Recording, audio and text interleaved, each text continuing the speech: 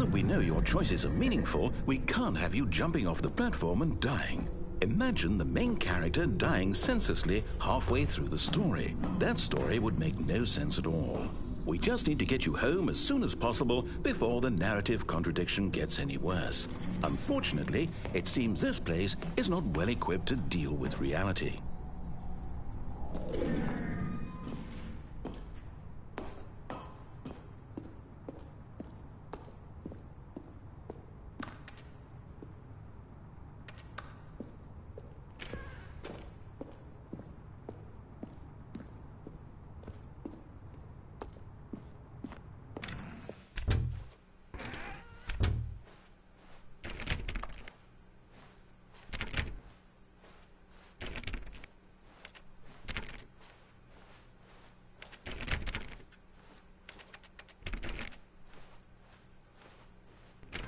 Almost there. You'll take the door on the left, back to the correct ending, the story will have resolution once again, and you'll be home free in the real world. Now remember, all you need to do is behave exactly as Stanley would. That means choosing responsibly and always putting the story first. I'm quite sure you'll be up to the task. Just follow my lead and you'll be fine. All right. When Stanley came to a set of 2 open doors, he entered the door on his left. No! Why did you do that? Quickly, hurry back in the other direction. Perhaps we're not too late.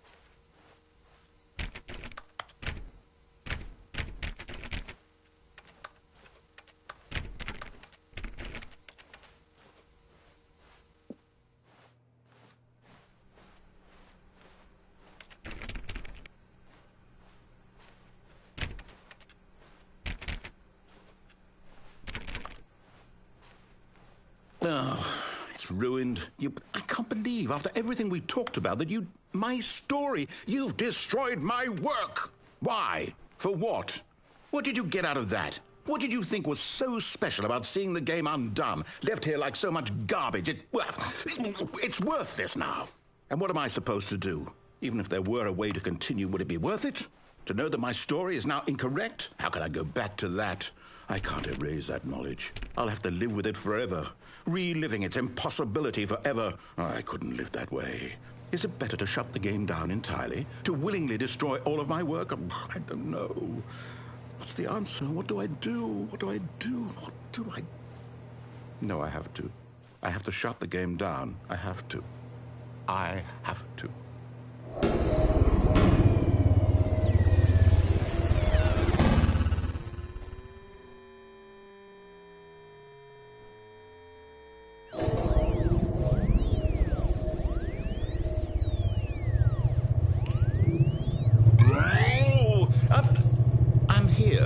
I'm still here in this pile of rubbish, with you. Now look where we are. My entire game is destroyed. It was the only thing in the world that was mine, and you've run it into the ground. What, did you think that would be funny? You just had to see? Didn't I impress upon you how important it was to be like Stanley? He actually knows how to do what I tell him to. He understands that if I say to do something, there's a damn good reason for it. That thought hadn't even occurred to you, had it? That there's a world outside of you, You're a child. Oh, my story. If you'd just gone through the door on the left, you would have seen it. There was a whole underground facility. You would have destroyed it and been victorious. It would have been so perfect. I worked so hard on it. I tried so hard to make... behave exactly as Stanley would. That means choosing responsibly and always putting the story first. I'm quite sure you'll be up to the task. Just follow my lead and you'll be fine. All right. When Stanley came to a set of 2 open doors, he entered the door on his left. No! Why did you do that? Quickly, hurry back. Behave exactly as Stanley would. That means choosing responsibly and always putting the story first. I'm quite sure you'll be up to the task. Just follow my lead and you'll be fine. All right. When Stanley came to a set of 2 open doors, he entered the door on his left.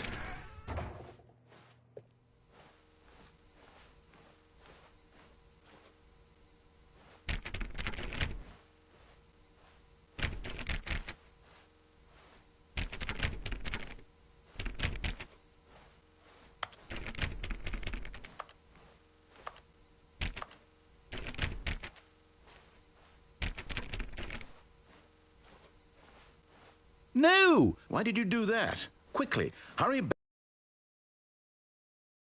Behave exactly as Stanley would.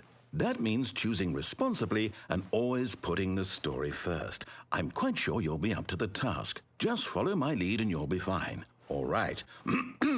When Stanley came to a set of 2 open doors, he entered the door on his left.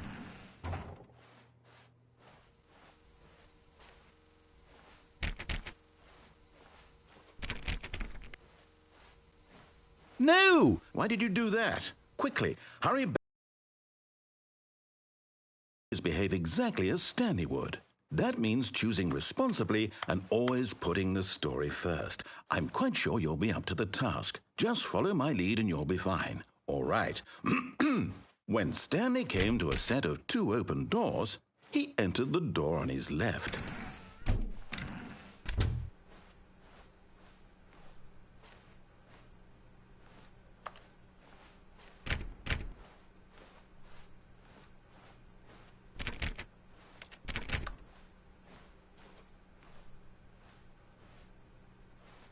Yet there was not a single person here either. Feeling a wave of disbelief, Stanley decided to go up to his boss's office, hoping he might find an answer there.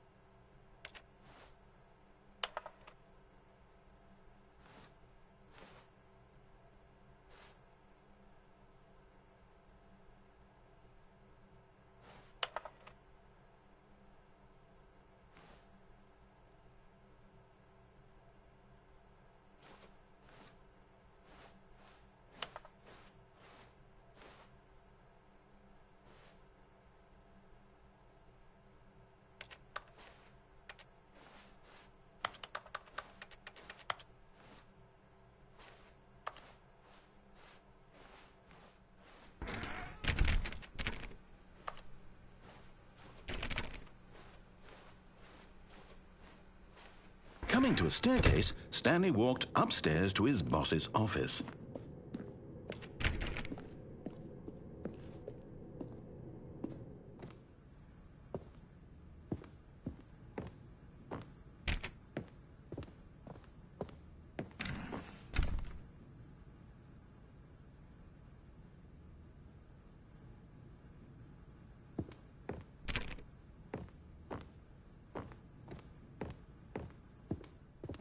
Stepping inside his manager's office, Stanley was once again stunned to discover not an indication of any human life. Shocked, unraveled, Stanley wondered in disbelief who orchestrated this, until he saw the door with a voice receiver next to it. Surely behind this door lay all the answers to his questions.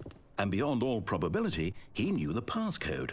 He had seen it on his boss's computer just last week. Nightshark 115.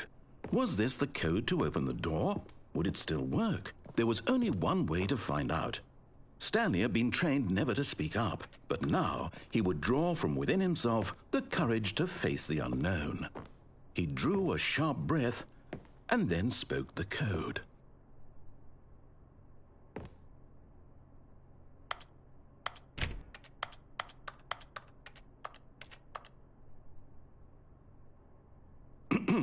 Stanley spoke the code.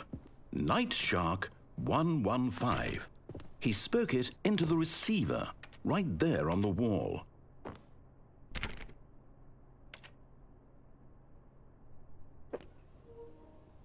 I'm sorry, is there a problem? You didn't mishear me, did you? Please speak the code into the receiver. Otherwise, we can't get on with the story. This is a crucial step. Well, I can't speak into the receiver. Okay, fine, you're not going to do it, but you know what? It's pretty humiliating to bring you this far, only for you to suddenly decide you have better things to do. I asked you for this one single thing, for your respect. The kind of respect Stanley shows for his choices. He knows what it means to take a story seriously. If you didn't want to see what I had to show you, then why did you come here? You had a choice, you know. You could have gone through the door on the right. You could have done whatever the hell you wanted over there. Why did you come this way? Speak. Say something to me. Explain yourself, you coward. You... When Stanley came to a set of 2 open doors, he entered the door on his left. Stanley? Hello? Are you... Is everything okay? Stanley, please. I need you to make a choice. I need you to walk through the door. Are you listening to me? Can you hear me? Is everything all right? Stanley, this is important. The story needs you. It needs you to make a decision. It cannot exist without you. Do you understand me? Whatever choice you make is just fine. They're both correct. You cannot be wrong here. We can work together. I'll accept whatever you do. I simply need you to take that step forward, please. Choose. Do something. Anything.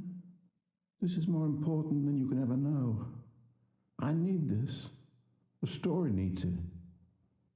So, you hear me? Are you there? Are you listening to this? Stanley, are you there? Okay. It's okay, I can wait.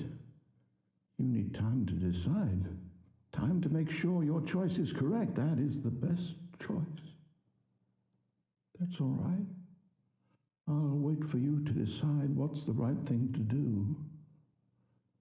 Take as much time as you need.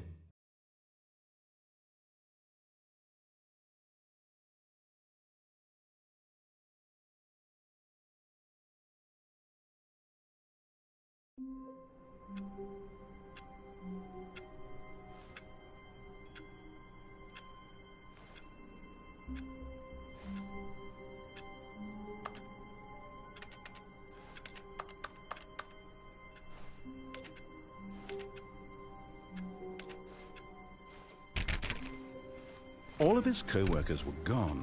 What could it mean? Stanley decided to go to the meeting room. Perhaps he had simply missed a memo.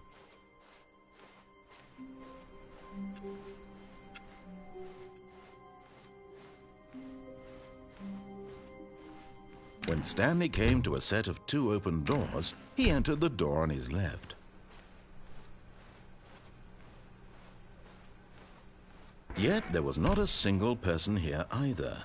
Feeling a wave of disbelief, Stanley decided to go up to his boss's office, hoping he might find him. Coming to a staircase, Stanley walked upstairs to his boss's office.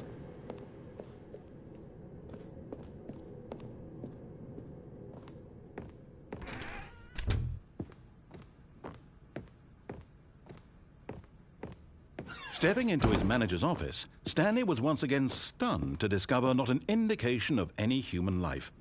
Shocked, unraveled, Stanley wondered in disbelief who orchestrated this. What dark secret was being held from him? What he could not have known was that the keypad behind the boss's desk guarded the terrible truth that his boss had been keeping from him. And so the boss had assigned it an extra secret PIN number, 2845. But of course, Stanley couldn't possibly have known this.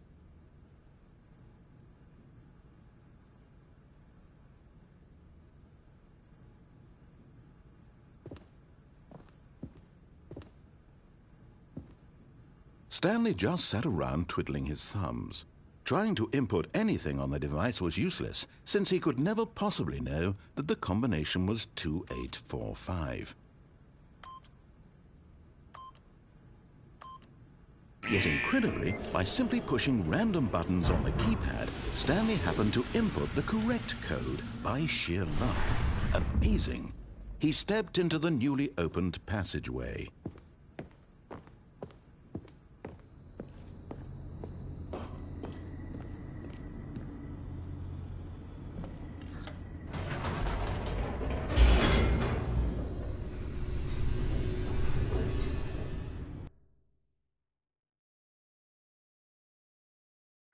Descending deeper into the building, Stanley realized he felt a bit peculiar.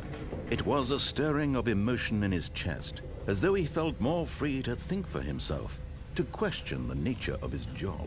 Why did he feel this now, when for years it had never occurred to him? This question would not go unanswered for long.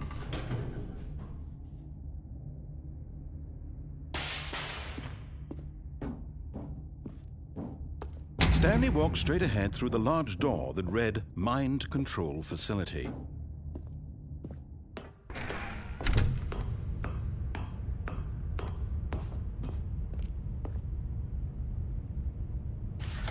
The lights rose on an enormous room packed with television screens. What horrible secret did this place hold? Stanley thought to himself. Did he have the strength to find out?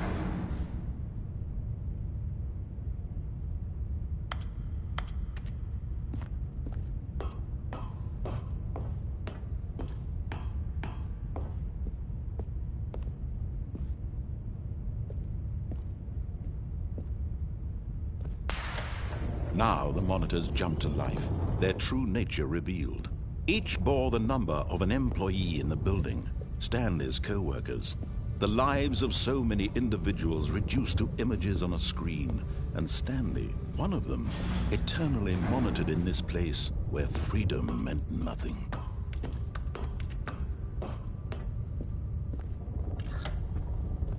This mind control facility, it was too horrible to believe. It couldn't be true.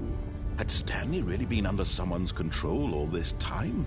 Was this the only reason he was happy with his boring job? That his emotions had been manipulated to accept it blindly? No, he refused to believe it. He couldn't accept it. His own life in someone else's control? Never! It was unthinkable, wasn't it? Was it even possible? Had he truly spent his entire life utterly blind to the world? But here was the proof, the heart of the operation. Controls labeled with emotions, happy or sad or content. Walking, eating, working, all of it monitored and commanded from this very place. And as the cold reality of his past began to sink in, Stanley decided that this machinery would never again exert its terrible power over another human life. For he would dismantle the controls once and for all.